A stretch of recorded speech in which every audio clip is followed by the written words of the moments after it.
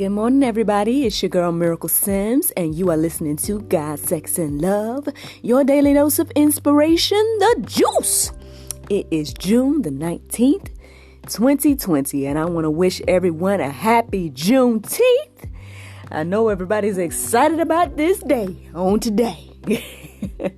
If you're not familiar with Juneteenth, it is the unofficial American holiday and an official Texas holiday that commemorates June 19th, 1865. On that day, General Gordon Granger announced the federal orders in the city of Galveston, Texas, that all slaves in Texas were now free.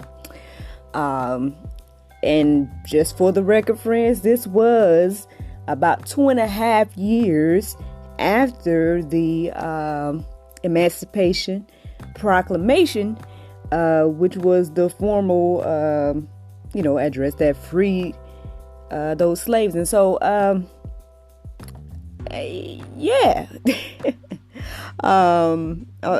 that's very interesting to think about. However, again, this is a beautiful, beautiful day. They also call it Freedom Day, Jubilee Day, Liberation Day, and Emancipation Day. So yes, happy Juneteenth, one and all. And hope that you all take a little time and reflect on that and celebrate that on today. Speaking of, my topic of today is perfect vision. I want to start with Mark 8:22 through 26. Now that is something for you all to go deeper with. I'm just going to read verse 25. All right. It says, after that, he put his hands again upon his eyes and made him look up, and he was restored and saw every man clearly. So if you guys are not familiar with this story, just to paraphrase it a bit, but you guys gonna take some time and read it on your own now. Go ahead and take some time to do that. But just to paraphrase it a bit, this is the account of the blind man that was brought to Jesus. And I know you guys are like, which one, right? But yeah, or the one that he ended up, spitting in his hands and touching his eyes, and then asked him, could he see? He said he see men walking as trees, and then he did it again, and then he saw clearly, which is the verse that I just read to you all. I don't know, I guess just thinking about, Juneteenth, how these slaves were freed, 2 years after they had been freed, and how they went from not knowing they were free to all of a sudden being free. And then just reflecting also on this man who was blind and now can see. Man, both of those things are a lot to just reflect on. I don't know what you all see or hear or what's coming to your mind when you hear about those two accounts on those two things. But like I said, I guess I find it interesting, to say the least. Like, I know on one hand you kind of wonder, like, well, why? How come they didn't know X, Y, and Z? Well, as you all know, technology and communication was a lot different back then, and apparently that was a remote. Texas kind of was remote in regards to the U.S. back then or something like that. So I guess that's why they didn't get the news on time, I guess. And then again, when it comes to this whole thing about the blind man and now being able to see, I guess it. As you all know, you probably have heard at least once or twice, once 2020 came around, it's like, oh yes, 2020, year of perfect vision. Everybody was getting ready to say that when the year started, and now everyone's feeling some kind of way about 2020. They want 2020 to be over. X, Y, and Z. I looked up 2020 vision, by the way, and what I found was very, very interesting, friends. Without holding any more information back, long story short, y'all, 2020 doesn't mean perfect vision. It actually means normal vision, which I found pretty interesting. Basically, it says that 2020 only indicates the sharpness or clarity of vision at a distance. Again, that's another thing to reflect on. How is 2020 the year? How is it similar to 2020 vision?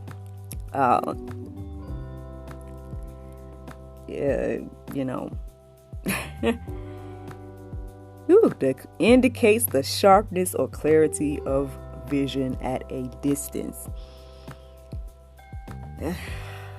Man, I mean, it's interesting that on today, again, is Juneteenth, and here we are. I mean, I guess the African American community in particular, but let's just talk about the human race as well. Is that, on one side, there's some humans fighting for freedoms, and then on the other, or maybe across the board, everybody's fighting for unity, maybe.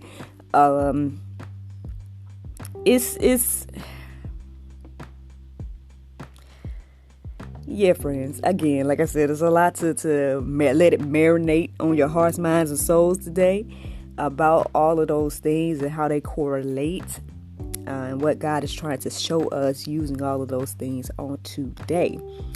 While we reflect on that, let's check out Isaiah 35:5. It says, "Then the eyes of the blind shall be opened, and the ears of the deaf unstopped." Then I came across Genesis 3:7. It says, "Then the eyes of both were opened, and they knew that they were naked, and they sewed fig leaves together and made themselves loin cloths."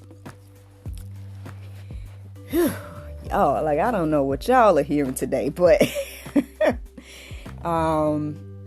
again, if I'm reflecting on all those things, let's stay here in 2020. All right, so much going on, right? So let's stay in 2020 for a moment and think about, what is becoming clear to us, and the clarity. What are we seeing with the sharpness and clarity of our vision at a distance right now?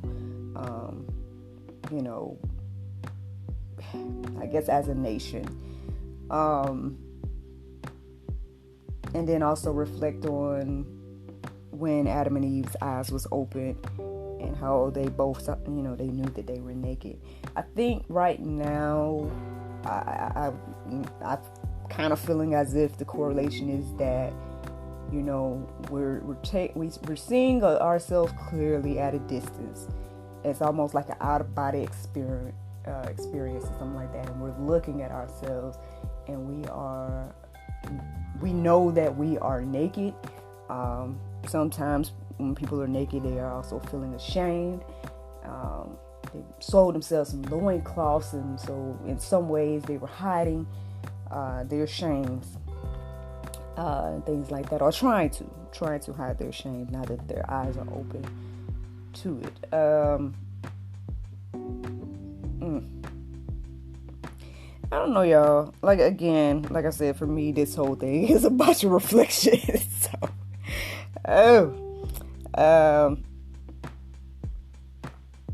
Even if you are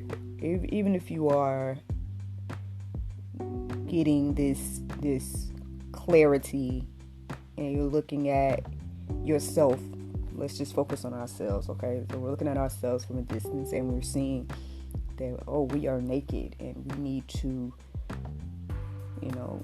sew ourselves some loincloths, or we need to hide this shame, or we need to, we're recognizing some of these things, I guess, in ourselves for the first time, perhaps. some of us, I guess. I guess the thing is, friends, to understand that, as believers in Christ, God is with us.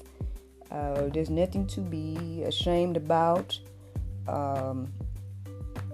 Instead of hiding, perhaps we can go and bring these things to God, these things that He is showing us in this time about ourselves, and not only see what He wants to do with them, but also just, sometimes there might be some things to get rid of, or some things to change, or whatever like that. But take it to God and see what He has for you. I guess that's the bit of juice this morning. And I didn't say bitter.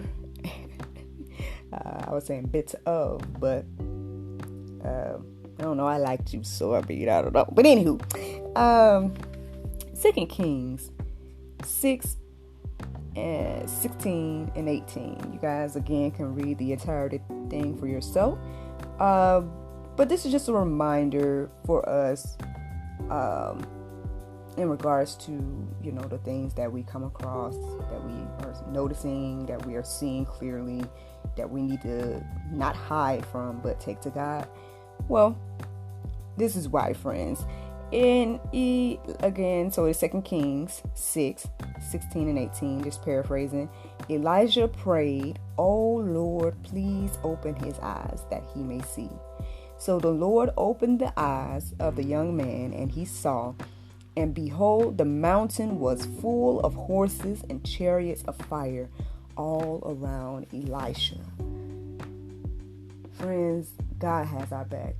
He's with us. He's for us. He loves us. And perhaps this is a time for us to see that, not just be blinded by all the things that's going on in this world. I think perhaps we should open our eyes, or ask God, Lord, please open our eyes for what you are trying to show us in this moment, and allow us to see things the way you see it. And you might be surprised by what you see. But yep. Proverbs 23 and 26 says, "My son, give me your heart, and let your eyes observe my ways." Let's observe, friends. We are in 2020. We are getting clarity, and we are looking at things from a distance. Well, let's take it to God, and let's observe His ways at this time. This is a time of reflection, a time of reflection, and yes, maybe even resetting. I found that interesting this morning that, right before I was getting ready to write down the Bible verse of the day, it seems like my phone started to freeze. You know how that go, right? So if your phone started to freeze, what's the best thing you can do to get it back going? Restart. So I hope that encourages you this morning. That it's okay, to take these things to God and go ahead and restart. You never know, friends. Once you receive the information that you need to receive from Him, you might go back to what Juneteenth represents. Some of those alternate names: Freedom Day, Jubilee Day, Liberation Day, Emancipation Day. Well, all right, friends. The Bible verse of today is Revelations 21 and 4. It says, "And God shall wipe away all tears from their eyes, and there shall be no more death, neither sorrow nor crying, neither shall there be any more pain, for the former things are passed away." Friends, I hope you guys enjoyed this juice this morning. Thank you all so much for listening to God, Sex, and Love, your daily dose of inspiration, the juice. Please go forth and have a wonderful, wonderful day. And I look forward to talking to you all tomorrow, if the Lord's will. Bye-bye.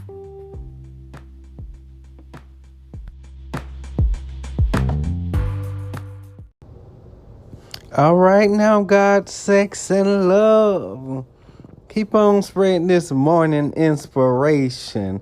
I love what you're doing. All right. Yeah, it's a miracle, baby.